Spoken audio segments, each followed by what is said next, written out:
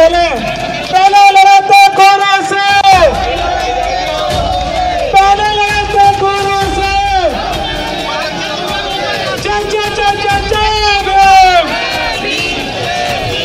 Bhim army जिंदाबाद, Azad Samaj party जिंदाबाद।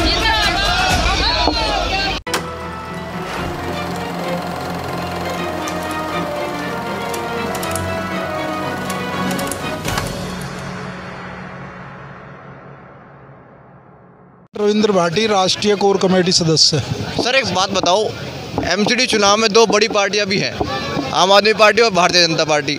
उनके होते हुए आपको क्या लग रहा है कि आप यहाँ पर कुछ कर पाएंगे?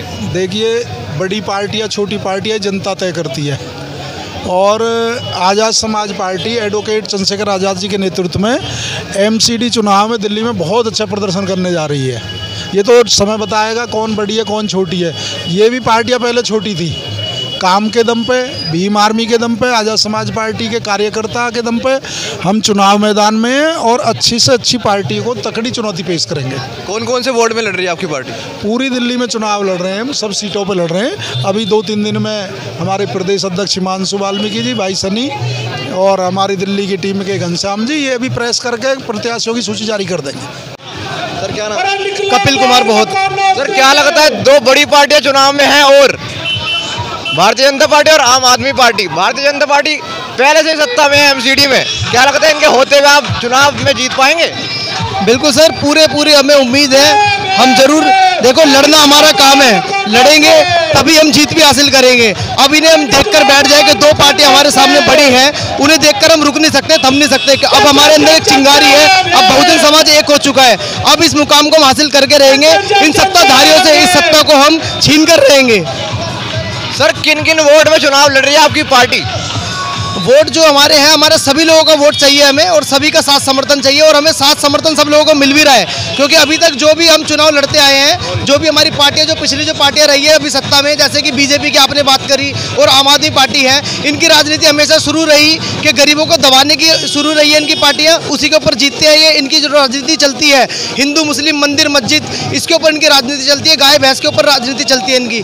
लेकिन हमारी जो सोच है, हमारी नए युवकों की सोच है, हम सबको एक साथ लेकर चलेंगे, और हम शिक्षा पे ज़्यादा जो ध्यान दे रहे हैं और लोगों को एक करने की हमारी कोशिश है। हम ये नहीं कि किसी धर्म समुदाय में बांटेंगे लोगों को, हम सबको एक करना है हमें, और एकता की मजबूती के साथ हम इस चुनाव को जीतेंगे और जरूर जीतेंगे। जय भीम, जय संविधान। सर हाँ जी सर, क्या लगता है आपको, आप जीत पाएंगे? बिल्कुल 100% जीतेंगे।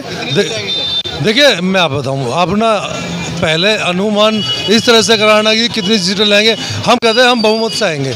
दूसरी चीज़ बता देता हूँ आपको कि केजरीवाल साहब जब इस यहाँ पर चुनाव लड़े थे तो उनका एक था जी, हम जन लोकपाल बिल लेकर आएंगे। क्या जन लोकपाल बिल पर उन्होंने कुछ किया? नहीं किया ना। तो इसी तरह से उन्होंने झूठे वादे थे। यहाँ शराब के इतने ठेके खुलवा दिए कि दिल्ली में त्राही मच गई। एक लिमिट होती है, स्कूलों के पास आप पान सिगरेट बीड़ी की दुकान भी नहीं खोल सकते। यहाँ स्कूलों के पास शराब के ठेके खुलवा दिए गए। इन्होंने नशे का केंद्र बना दिया दिल्ली को। हम दिल्ली में आएंगे, स्वास्थ्य, शिक्षा और जितना भी है पूरा काम करेंगे। सर भारतीय जनता पार्टी की एमसीडी में सरकार है, उनमें काम कितना हुआ है, कितना नहीं हुआ? देखिए भारतीय जनता पार्टी की सरकार है, मैंने आपकी मान ली एमसीडी में है, परंतु एमसीडी में काम कितना हुआ आप बताएं। इन्होंने ब्लैकमेलिंग के सिवाय कोई और कार्य किया? इन्होंने लेंटर पड़ रहे, लेंटरों पर, मकानों पर पैसे लिए, और नालियों की बुरी हालत, नालों की बुरी हालत, और जो कर्मचारी अधिकारी हैं जितने भी सारे अभी तक कोई इन्होंने पक्का नहीं किया, और सफाई कहीं पर भी नहीं है। देखिए आप चारों तरफ गंदगी फैली हुई है। ऐसा लगता है हमें, अभी हम यहाँ दिल्ली में आए हुए हैं, क्या महसूस होता है कि दिल्ली की ऐसी एक कॉलोनी है, इससे सुंदर तो और आपको बाहर जगह मिल जाएगी। सर इसी वार्ड के लोगों से हमने कल पूछा था, तो वो कह रहे थे कि सफाई कर्मचारी 2 टाइम आ रहे हैं, सुबह भी आ रहे हैं और शाम को भी आ रहे हैं। अब चुनाव आ रहा है तो भेज रहे होंगे, बाकी मुझे तो नहीं लगता कि सफाई कर्मचारी को बेचारों को इतना टाइम पर ये लोग पेमेंट कर रहे हैं कि वो अपना, क्यों कर्मचारियों की कमी नहीं है, कमी है अधिकारियों की। तो हम आएंगे और लोगों को स्वास्थ्य, शिक्षा और रोजगार और जितनी भी समस्याएं हैं जो इन्होंने भ्रष्टाचार किए उनको उजागर करेंगे। सर अगर आपकी सरकार आती है तो जो आंदोलन में बैठे हुए हैं कर्मचारी, उनकी समस्या का समाधान होगा या नहीं होगा? देखिए, यदि हम एमसीडी में आए तो आपको बता दें, हमने जो यहाँ पर एक ठेकेदारी व्यवस्था चल रही है ना, इसको खत्म करके सभी लोगों को पक्का किया जाएगा। जो उनकी परेशानी है ना, उनकी परेशानी यह है कि उन लोगों को टाइम पर पेमेंट नहीं मिलती, और आज भी उन्हें 12-12, 15-15 साल हो गए, आज भी कच्चे अधिकारी के रूप में काम कर रहे हैं। और इसके अलावा आपके वादे क्या है जनता से, जिन मुद्दों में चुनाव लड़ रहे हैं? देखिए, मुद्दा हमारा साफ है, हम लोग झूठे वादे नहीं करते। आप हमें मौका देंगे तो आपको दिखेगा कि वाकई इन लोगों ने काम किया है। धन्यवाद।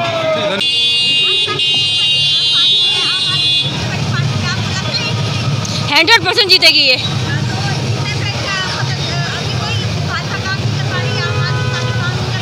इसीलिए तो बदलाव चाहिए हमें। बदलाव यहाँ पे हमें सबसे पहले अपना मान सम्मान चाहिए अपना, और दूसरी बात कि जो दिल्ली में जो ठेका खुल गया है, जैसे शिक्षा पे बहुत ज़्यादा चल रहा है, शिक्षा नहीं मिल पा रही है। बिल्डिंग बनाने से नहीं है कि बिल्डिंग आपने बना दी, शिक्षा मिल नहीं रही है बच्चों को। ऊपर से बिजली पानी की समस्या बहुत ज़्यादा है यहाँ पे। बिजली फ्री नहीं चाहिए हमें, और ना ही हमें पानी फ्री चाहिए। हमें कोई फ्री नहीं है, सब बोलते हैं कुछ फ्री नहीं है। केजरीवाल हम तो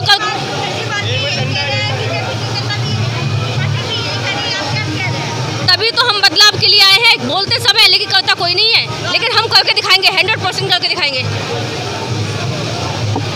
क्या इससे पहले भी जो है साधनहीन समाज के लोगों ने देश में तीसरे नंबर की पार्टी, नेशनल पार्टी बना के खड़ा करा। देश के सबसे बड़े सूबे में जो है 4-4 बार लोग साधनहीन समाज के लोगों ने बाबा साहब डॉक्टर अम्बेडकर, ललाई अम्बेडकर की चाहत रखने वाले लोगों ने जो है पार्टी बना के खड़ी करी।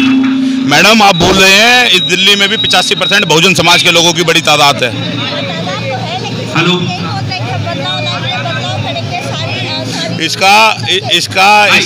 इसका एग्जाम्पल है, एक बार मौका मिला दलितों को तो इसका एग्जाम्पल है, करके दिखाया उत्तर प्रदेश के अंदर। समझिए, दिल्ली में मौका मिलेगा तो करके दिखाएंगे और बड़ा बदलाव करके दिखाएंगे। हम लोग झूठी स्मार्ट सिटी बनाने वाले लोग नहीं हैं। हम लोग वो हैं जिनके महापुरुषों की बदौलत जो है नोएडा जैसे, लखनऊ जैसे जो है एरिया को स्मार्ट सिटी बनाने का काम।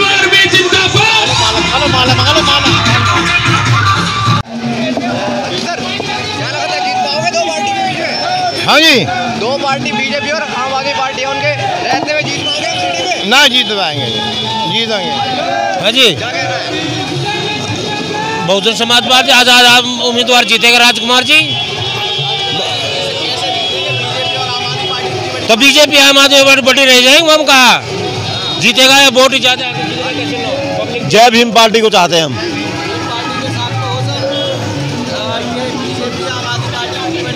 जब वो कुछ काम ही नहीं करा रही तो वो करे क्या? पब्लिक को बदलेगी नहीं बदलेगी? जब कुछ काम ही नहीं करा रही, आम आदमी पार्टी करा रही, बीजेपी करा रही है, कुछ नहीं करा रही। अब हम कराएंगे, जैसे वो होगा वो काम कराएंगे जैसा भी होगा। लाख रुपए मांग रही है गवर्नमेंट, ये डीडीए मांग रही है, ये लेंटर डल रहे हैं, सबके मकान को रोकती है, और पुलिस भी आती है और वो भी आती है, सब काम करते हैं वो। और हम चाहते हैं हमारी पार्टी आएगी तो हम उनका वो करेंगे, रोक करेंगे। हाँ, पूरी जहाँ बिल्कुल 100%। ऐसा कोई नहीं, हम काम करके दिखाएंगे अगर हमारी पार्टी आती है तो।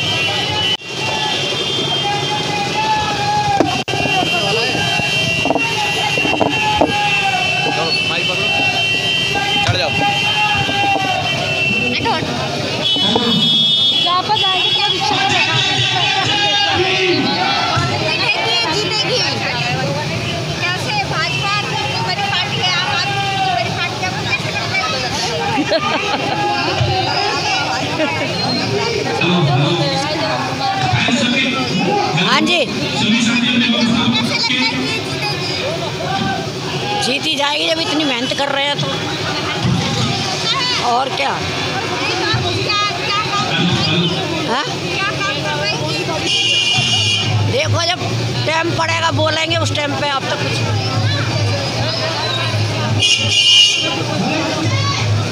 जनता की जो मेन समस्या है वो सफाई, स्कूल एमसीडी के जो है वो अच्छे नहीं बने हुए, जनता का ये कहना है। तो अगर पार्टी आपकी सत्ता में आती है तो समाधान होगा जनता की समस्या का? बिल्कुल सर, इन्होंने अभी जो अब केजरीवाल जी की बात करते हैं, उन्होंने जो करा था काम, जैसे कि अभी कुछ स्कूलों पर उन्होंने सुधार करवाया। उन्होंने कहा था कि मैं जैसी सत्ता में आऊँगा नए स्कूल नए हॉस्पिटलों का निर्माण करूँगा, लेकिन आप देख सकते हैं दिल्ली के अंदर कोई भी एक सिंगल नया स्कूल या नया हॉस्पिटल नहीं खुला है।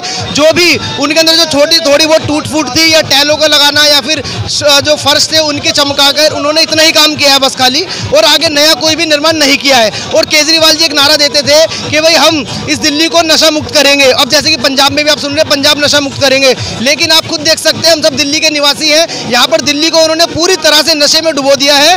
और कोरोना काल को लेकर इन्होंने जो लॉकडाउन किया यहाँ पर स्कूलों को बंद करके ठेकों को खोला है इन्होंने, तो इन्होंने पब्लिक को आगे बढ़ाने का काम नहीं किया, इन्होंने पब्लिक को हमेशा पीछे रखा है और पीछे ही करने का काम किया है इन्होंने। लेकिन अब सब लोग जाग चुके हैं, अब इनकी बातों में चिकनी चोपड़ी बातों में हम लोग नहीं आएंगे। अब हमें ये सत्ता चेंज करेंगे, हम इस एमसीडी चुनाव में चंद्रशेखर भाई आजाद को जीत दिलाएंगे, अब परिवर्तन करेंगे सर।